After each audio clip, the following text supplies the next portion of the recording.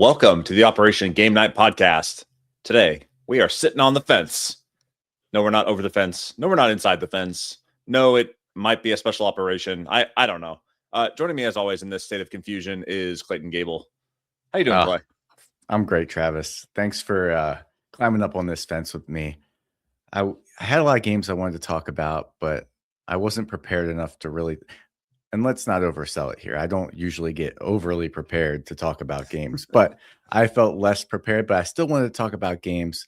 So we just crawled to the top of this fence and we're just going to talk about what's been going on, games or not games. We're I love on it. the fence. Yeah. You want to kick us off? Yeah. Well, the first thing that's coming to mind here is played Meck, which is a Knizia dice chucking game. Push your luck. I think you played it when you were in Germany. That was like one of our very first episodes was me playing Pickomino. Yeah.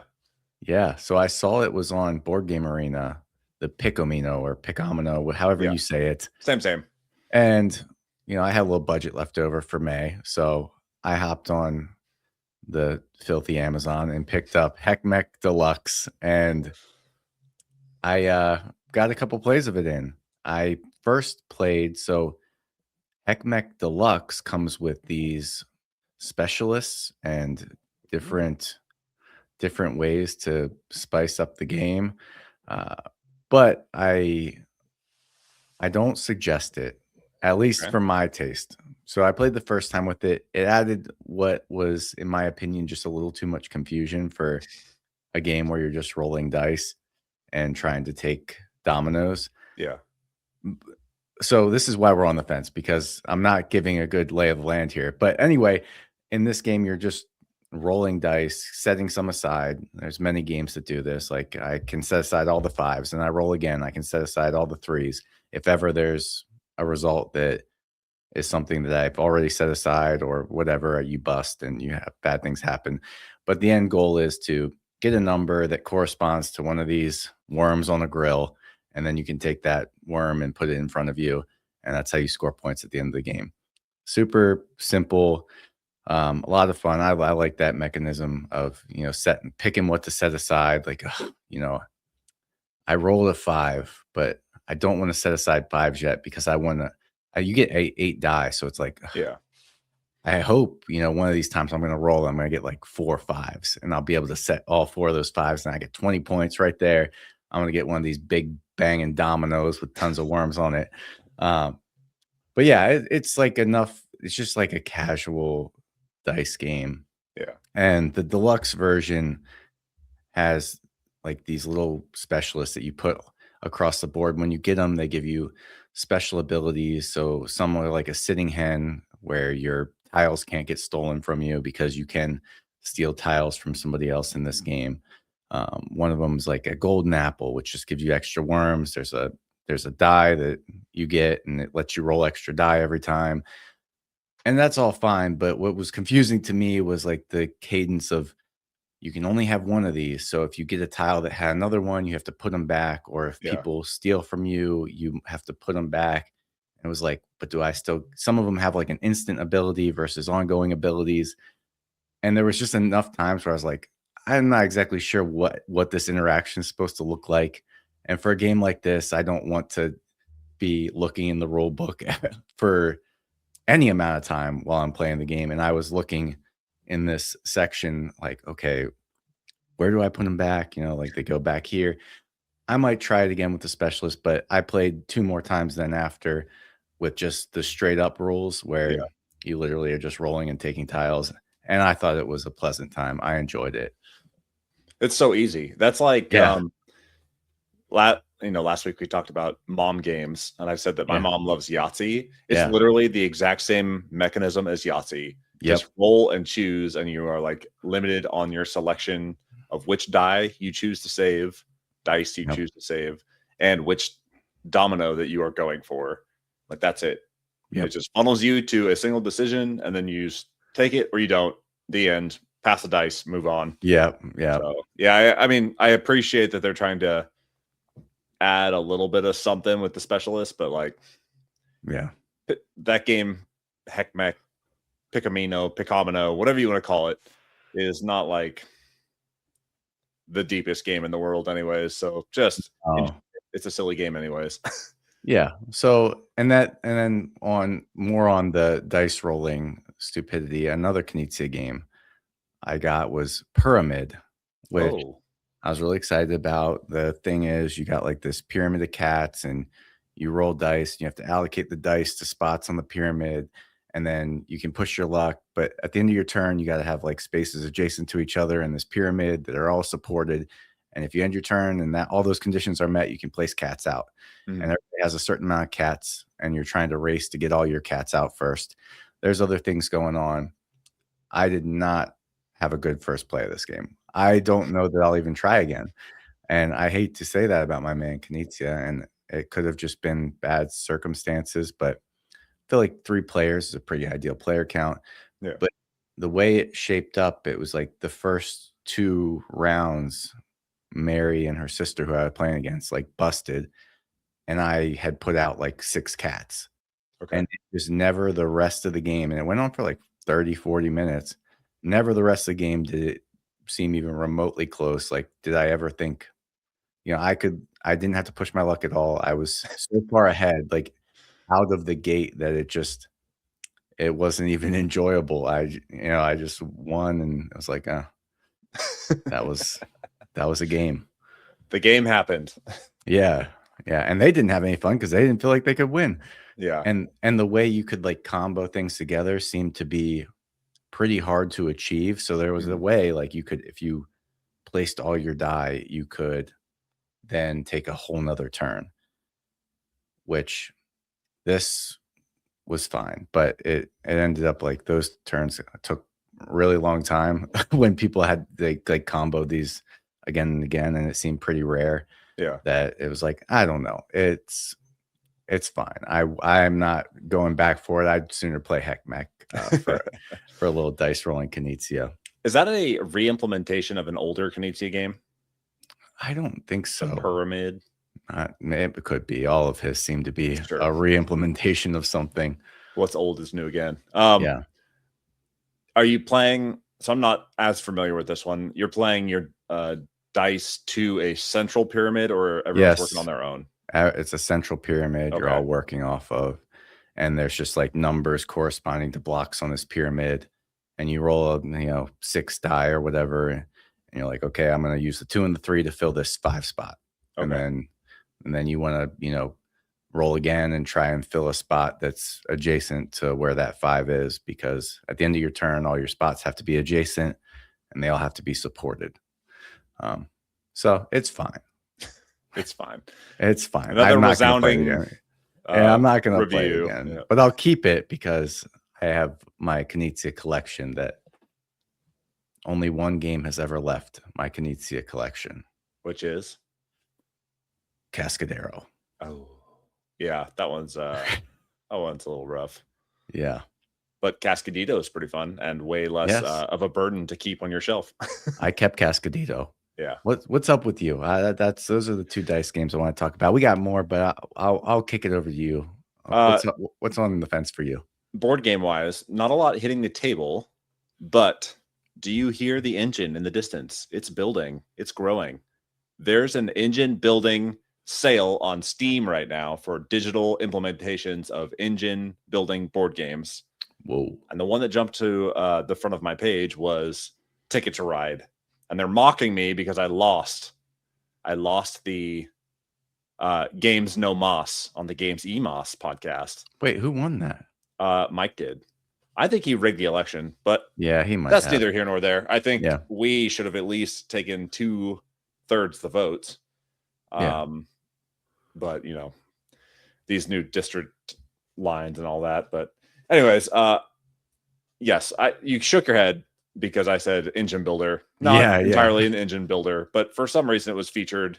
I think it's more like engine building, like there were lots of train games on there. Yeah, trains have engines. Yes. But then engine building games. Yes. But then I started diving down the rabbit hole of digital implementations.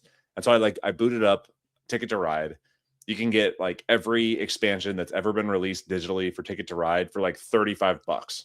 Oh, wow. Which is a lot of content, tons of content. Played a little bit of that, kind of fiddled around. I had not played Ticket to Ride in forever.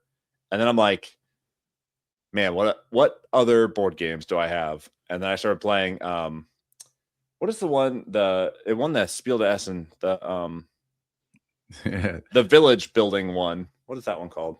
Dorf Romantik. Dorf Romantik.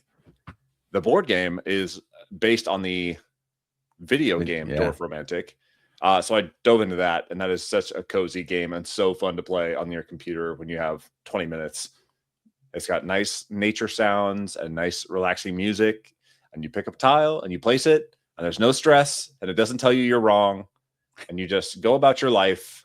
And if you don't get a high score, that's great, and if not, whatever, who cares? And so that was great, and a good reprieve from all the moving that we've been doing. Yes. And then what was the last one that I dove into? This is going to bug me now. You can do it, Travis. Oh, and then I was looking through the digital implementations that I had on Steam, and I dove back into Small World. Oh. Damn. I don't know if I've talked about this game all that much on this podcast. You have once. I feel like it was on my top 5, like the very first time we did the top 10. It was in when we did games recommended by player count. That's right. Yeah. That's right. I can't remember if you recommended it 4 or 5, but I probably would not do 5, but damn, that game is so good. I get a certain just like feeling when I play that game. That's so satisfying to me. Yeah. And the digital implementation of that game is freaking impossible. I'm sure that there are people out there that know the intricacies of all the odds and stats that you have to follow to get a win. But even on the lowest difficulty, I get my butt handed to me by these computer AIs every single game. I've never won a game on the computer. It's like playing chess against a computer. Like, it's so freaking hard, man. And I don't know how they do it, but I still love that game. I still love playing that game. I played it once with you, and I remember it being a good time. Yeah, that one's great. Yeah. And it's always like a tight decision on when do I send my race into decline, where you flip it over and it still kind of earns you a passive income at the end of every round. If it stays on the board, can you defend those passive tiles and expand rapidly next to them with a new faction? Like, there's some great decisions there that I'm sure other people could speak smarter about. But yeah, I freaking love that game. It's great. You don't have to speak smart about it because we're on the fence. That's right. Yeah, I can be dumb about it.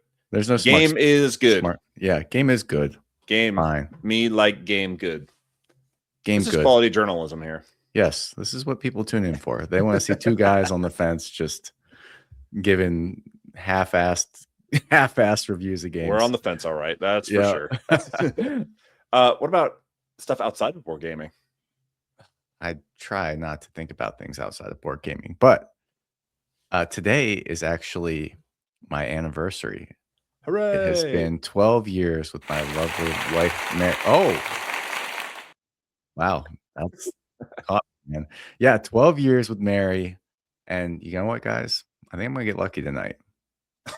She said she might play a game with me. Oh, special occasion board gaming. All right. So what game is your spice of life this evening if you're going to get lucky? I don't know. We're going to hit all the foreplay. I'm going to take her down. Let her see the shelves. You know, we can touch and feel some things. Stick her hand in a couple boxes, and then we'll see what lands on the table. But you know, it's going to have to be a passion moment once we get down there. You need to get out a nice velvety bag that she can reach her hand into and like maybe feel some meeples in there. And then she draws a meeple that is like specific to a specific game. Yeah, man, that's how we should start deciding what games we play. That's the smartest way to do it. But yeah, aside from my hopes and dreams for tonight on my 12th anniversary, I've also, what else has been going on? Oh, I don't think I've ever talked about music before. Maybe music goals. Oh yeah, a couple but times. I'm not really a music person. Like I've listened to the same music since I was in high school. You know, you're a millennial. I work out. I put on 2010s workout mix, and that's what I work out to. And then the rest of the time, I usually just listen to podcasts or audiobooks. But my wife started listening to this stupid freaking Noah Kahan or Kahan or something. And she started playing his new album, and I was like, this is junk. It just all sounds like the same whiny stuff. And then she just kept playing it. And then, you know, one song stuck out to me. I was like, I kind of like that song. And so I started playing that song to myself. And I was like, well, let me just take another trip through the album. Sure enough, you know, on trip number 2, I was like, well, I like that other song now. And so the more I keep listening to this stupid little man sing about things, I don't even know what they're about, but some of these songs are catchy, and I see why people listen to an album. You know, it's never been a thing I've done, but it's kind of fun to just get more intimate with this album. I'm like, it's been a lot of work to get to a point where I like 6 of the songs on the album. Okay. So I don't know if the investment's been worth it, but I have been enjoying the process reluctantly because I didn't want to listen to them. I mean, that's like what art is, right? Like you're meant to struggle with it a little bit. Yeah. Even if you're standing in the gallery looking at a painting, or I don't know, looking at a sculpture or listening to music, like you're supposed to struggle with it and figure out where it lives in your space. That's great. Yes, that's beautiful. Growth, Clay. Yeah, I know. I try and open my mind to these things. Like, you know, with the musicals. Several years ago, never would have called me a musical guy. Now I go see whatever musical I can because I just appreciate the art of it. So you're never too old to start appreciating new things. And hopefully, if you're out there and you haven't started appreciating the art of board gaming, this is your sign to go out there and grab a game, look at the rules, and appreciate the beauty of the mechanisms and how they intertwine and the social dynamics that get created at the table. Oh, it's a thing of beauty. Walk through that game's architecture, live in it. Yeah. Just be in the moment. Yeah, I have a buddy that growing up, he would just like listen to albums all the way through. Every artist, he had like the biggest iTunes library you could possibly imagine. It was, you know, played for a year on end without ever repeating a song. Yeah, but he would do that. He would like just sit in a room, quiet, like shut everything down, no phone, and just like listen to an album all the way through, and like really just decide his own opinion about it. And he got really good at music analyzation. How about that? Yeah, that's a word. Experience. That's not a word. It works when you're on the fence. But it's funny you mentioned musicals because I was listening to a different podcast. It's weird. There's more than just our podcast out there. I didn't know this. And this is probably a very like rudimentary, elementary theater study type discussion. But this guy was talking about how musicals, I always kind of found it weird that they just like threw these songs in at this kind of like tempo, right? Like they talk for a while and then song, then talk for a while and then song. And how did he put it? He said something like the songs are placed when talking just won't do it justice. Like the emotions of whatever is happening right now cannot be conveyed through talking or words, or even if they're phenomenal actors, like they have to elevate that experience to try and like get at the core of what this discussion is about or what this moment actually means. I was like, and you said that you're kind of a theater musical novice, but like I think that could resonate with you a little bit. Like you're a pretty introverted guy, like got a lot of emotions deep down, tons of them. And like if people could just break out into song, that maybe maybe it'd be a better world. How about that? If I could sing, I think I might be doing it often. You should. Do you got anything else? You got anything else on the fence, Travis? I do. I know that you have some board game foreplay to get to. But couple of things. On Netflix, Lord of the Flies. Oh, yes. Did you watch it? No, but I've been intrigued. Dude, Tell it's me. so good. I have Really? not read Lord of the Flies since high school, junior high, whenever that you read it. Yeah, yeah. And it was filmed for BBC. It's got a bunch of, British actors, and they are all so good. These kids freaking rip. They are so good. And by the end of it, I was convinced that this guy was Jack and that guy was Ralph and this guy was Piggy. Like, man, they did a phenomenal job with that. And it's a little stylistic and it slows way down at parts when they try and stylize it a little bit. Yeah. But I think it adds to it, man. None of the stylization that they added, I felt was bloating the experience. It was like adding to the kind of dread and terror that you feel closing in on this group of young boys on this island. So highly recommend Lord of the Flies. The second it ended, I busted out my old copy of Lord of the Flies and started reading it again. So dang, it was really good. I've never read it, but I'm keen on watching the movies or shows. Yeah, it's a 4-part miniseries. Each part is about an hour long. And you could probably read the book in that much time. It's like 180 pages. Oh, really? Yeah. So it felt like it was a marathon read in high school when you're reading it like 20 pages at a time. Yeah. But yeah, it flies. It goes super fast. I think I'm going to end it there. That's it? Yeah, I mean, I've been watching and going through a whole bunch of other shows, movies and stuff, but I know that you have a special night planned, and I don't want to get in the way of that. Well, hold on. I want to talk about one more board game. Oh. While I'm on the fence here, and it's a 2-player special. Maybe it'll be what we get into tonight. Who knows? Real happy ending to the night. Yes. Jekyll versus Hyde versus Scotland Yard. Yeah, nice. Yeah, I've only played the first chapter, but okay. We played twice. It took us 2 times to get past it. But Mary, one of her favorite games to play in a quick moment has been Jekyll and Hyde, Jekyll versus Hyde. I don't remember what it's called. Yeah. But you're playing against each other. There's potion cards. You're trying to get on this track. It's cool. I like that game. But the competitive version. But the co-op version is the Jekyll versus Hyde versus Scotland Yard. Yeah. And it adds this, cool like chapter scenario. It feels like your Cruise or Lord of the Rings, the trick-taking game, in the way it's kind of executing and changing things up as you go through it, from what I've seen. And it's pretty clever the way you can cooperate in just a 2-player version, and you have to give a few cards to the city, and you also play against the city. So yeah, I like the Crew, and that's like one of my favorite games of all time. Like the experience of going through the Crew, and to have a game that I own first couple plays, it feels like it's pretty close to that experience, but just with 2 players, and I am digging it. The other ones, the Crew, I guess you can play with 2 players, and Lord of the Rings, the trick-taking game, you can, but it adds like variants and things that aren't other rules. Yeah, I don't want more rules. I don't want Meck Deluxe. I just want the game the way it was designed to be played.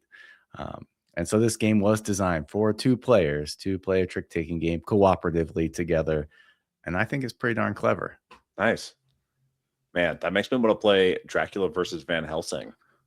Oh, that like kind of lane battler. Yeah. Oh, man. I'm not sure why I associate those two. I think they're both 25th century, or at least part of their 25th century reprints that they did. Yeah. Man, maybe I'll bust that one out, or at least get it going on BGA. I freaking love that game. Yeah, there's so many good games out there. There's too many good games. So many good games that when I play a game like Pyramid, that's just like, it just doesn't do it, It just feels like a colossal waste of time. I know, when there's so many good games. Anyway, we've been on the fence for long enough. I'm sorry I took us back another board game tangent there. This is great. Yeah. This is great. You want me to get back on the other side of the fence real quick? You got something to say on a particular side? Yeah. The one on the other side of the fence from board gaming. The other thing that we've been kind of working our way through is The Testaments on Disney Plus. It is a kind of spin-off of Handmaid's Tale. Okay. Yeah, not a great feeling show, and not one that gives you a lot of hope for humanity in general. But also very well acted. We dropped off of Handmaid's Tale pretty hard because it was just hard to live in that world for so long.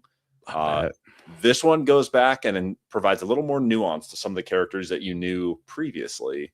So it's a spin-off, but there's some recurring characters that will show up, and it's very well done. It's very well done, but it is a little hard to watch, just like Handmaid's Tale. If you cannot handle that type of adult content and or abuse of women, then maybe it's not for you. But it is very well done, and I've been enjoying it. It's on Disney Plus / Hulu right now because it's airing on FX currently. Gotcha.